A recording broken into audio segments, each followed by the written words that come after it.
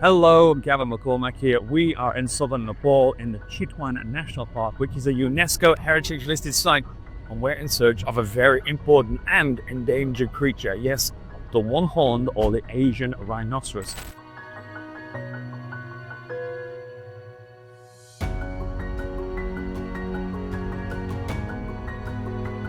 Now behind me you can see lots of trees and fields and mountains. This is their home, this is their habitat. We've traveled all the way here to find them so that we can learn all about how they live, how they reproduce, but more importantly, how important they are in preserving this ecosystem. Now in the national park, this is the most impressive preservation of this animal on the entire planet. There are over 700 of these amazing geese living in the jungle, and they are running free and wild. We are here to find them.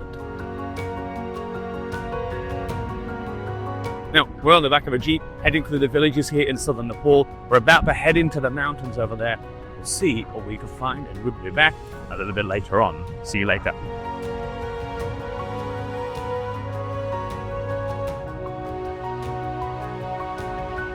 Now, as with any adventure, we have come across quite a big problem. We're on a jeep here driving into the jungle, and unfortunately the engine has just failed and we're stuck in the middle of nowhere. Hopefully some local people can help us out and get this thing started.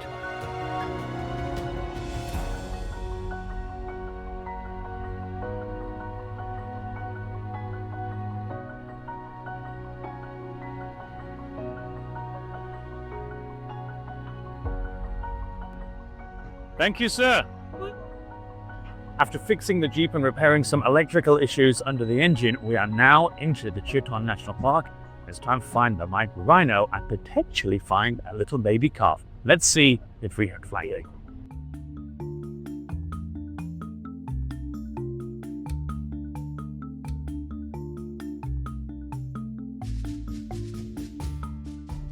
We're now in the Chitwan jungle. We have to be very, very quiet, because this is the perfect time of day for rhinoceroses to be wallowing. In this jungle there is so many watering holes and the sun has just come up. It's a very cool part of the day. This is the perfect time for rhinoceros to be spotted. Let's see if we can find one.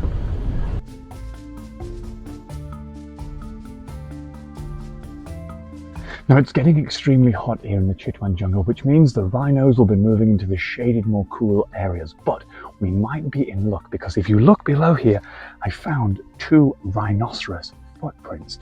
Now rhinoceros can grow up to 2,000 kilograms. That's 2 tons. That's the size of a large car or a jeep. Now if you take a look at these, look at my hand inside the footprint. It is extremely huge, and that's because they need these enormous feet and hooves to support this colossal 2,000 kilogram body. Now we haven't found a rhino yet, but we will definitely do it before the end of the day. Let's go.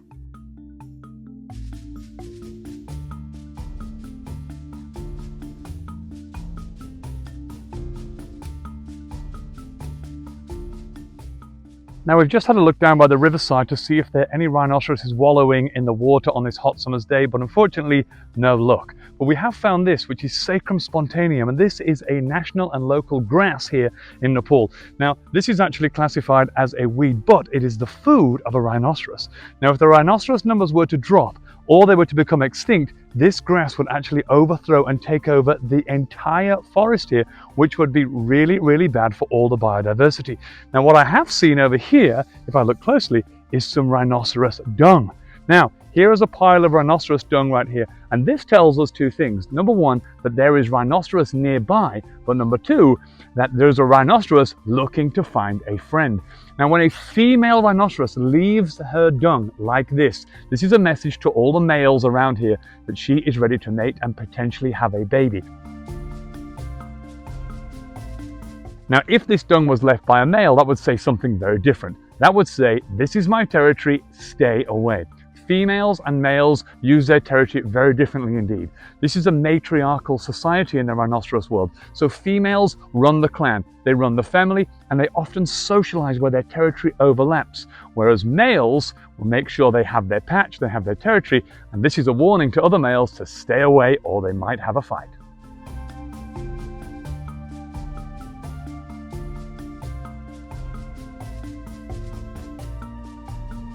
On our search for a rhinoceros today, they have seemed to have got away, and now it's getting very, very hot and hard to find. But it might be time to move because we found something unexpected and extremely dangerous. Take a look down here where you will find that this is a female tiger footprint, and you can see there are several just here. Tigers will visit this region when it's very, very hot indeed to take a drink from this watering hole here, or even lay down to cool off their bodies. But although tigers are nocturnal, that doesn't mean there might be one lurking in the grass around us here. So it may be time to move and continue our search for the rhinoceros.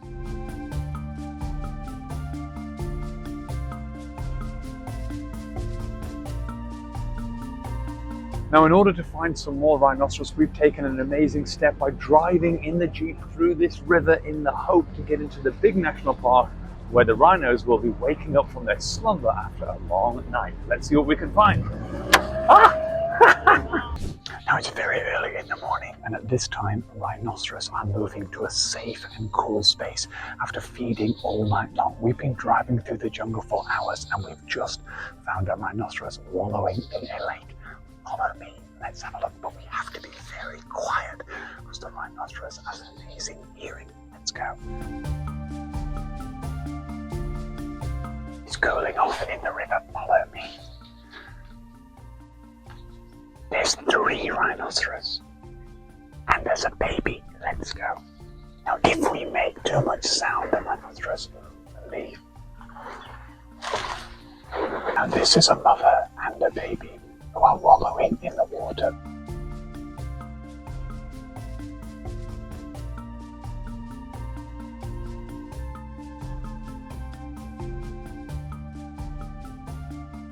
Now, as you can see behind us, we have a mother and baby grazing. It is very, very hot at this time of day, and it's time to cool off and feed, ready for a nice, relaxing afternoon.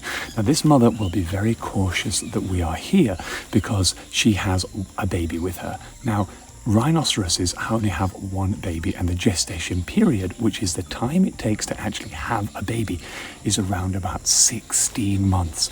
Now for the next 2 years, this baby and mother will spend their time together, so the baby can learn how to hunt, how to feed, how to hide, and how to migrate. But the mother is extremely protective, and she will keep a keen eye on us to make sure that we are not a threat.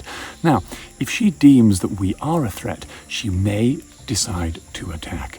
Now, many people around the world think that rhinoceroses attack using their horn, but actually this is a huge misconception. Rhinoceroses' horns are very soft. In fact, they're made of keratin, which is the thing in my nails and in my hair. What they do when they attack is they use their teeth. They have huge canine teeth in their mouths, which they will use to bite, and I certainly don't want to be bitten by something that weighs 2,000 kilograms. Now, here in the Chitwan jungle, there are around 5 or 6 people every single year who die because they come in contact or get too close to rhinoceros such as these. So we are going to keep our distance, and we're using this river as a buffer to help us.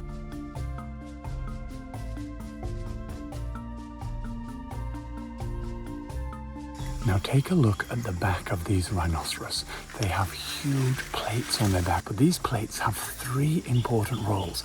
Number 1, they act as protection when the rhinoceros is in battle. They are very strong and thick, almost 1.5 inches or 5 centimeters of solid skin. Number 2, they cover themselves in mud, and they cover these plates in mud to keep them cool in the summer. This is called thermoregulation. But number 3, and this is the most important fact of all, these animals live by water. They are amazing swimmers, and these plates act as buoyancy, almost like a float for a new swimming child, to help them keep at the top of the river, which is absolutely astounding. Now, how do they keep breathing whilst in the water, being so massive? They are very, very specially adapted noses, for their nostrils actually on the top of their nose, a bit like a crocodile, so they can breathe out of the water while swimming.